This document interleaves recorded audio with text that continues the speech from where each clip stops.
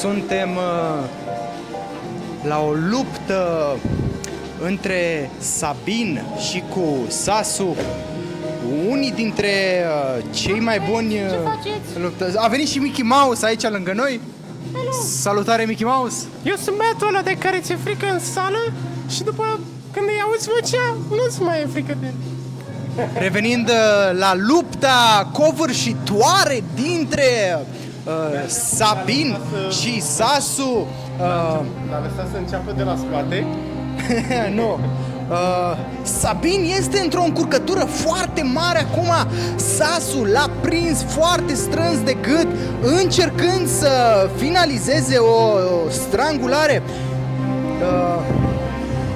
Sabin reușește să scape din strangularea lui Sasu și revine înapoi în gardă.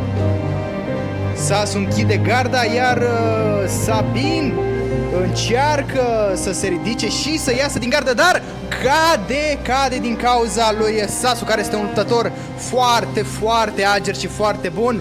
Sabin s-a lăsat în fund, acum tot în fața picioarelor lui Sasu, iar Sasu încearcă niște tehnici de centură albă, aș putea spune, cu o execuție de om care n-a mai venit până acum la jiu-jitsu brazilian. Alin, trebuie să reținem că Sabin are foarte multe instrucționale pe care vrea să le vândă. E posibil ca unele mișcări să le prelungească Sabin ca să poată să-și vândă instrucționalele. Așa că noi, ca telespectatori, trebuie să ne gândim și la aspectul monetar pe care Sabin ar putea să-l scoată din acest sparring. Are o familie de hrănit, are foarte mulți bani, părinții lui trebuie să lase să meargă la jiu-jitsu în continuare, deci trebuie să vândă instrucționale, trebuie să ne gândim și la asta. Nu mai zicem de cei 4 copii al lui Sabin de la Pitește, care trebuie să aibă grijă acesta. Și acum îl vedem pe Sabin încercând să facă un takedown foarte, foarte uluitor, dar din păcate nu face absolut nimic, face un stalling. Să nu uităm de Sasu, care acum urmează să aducă primul lui copil pe lume. Am înțeles că o să devină tătic. Și poate că cei doi în curând își vor scoate copiii, cei 4 al lui Sabin și unicul copil al lui Sasu. Și să nu uităm că Sasu ne-a promis o piesă cu Cabron și cu Puia în clipa în care soția va... Să nu uităm că Sasu are să-mi dea 1000 de lei până luna viitoare. Cu toate astea, Sasu este prins într-un triunghi de către Sabin Spăloiu. Cei doi își aruncă...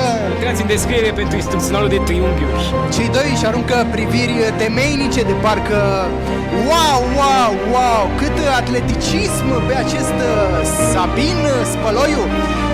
În acest moment îi putem observa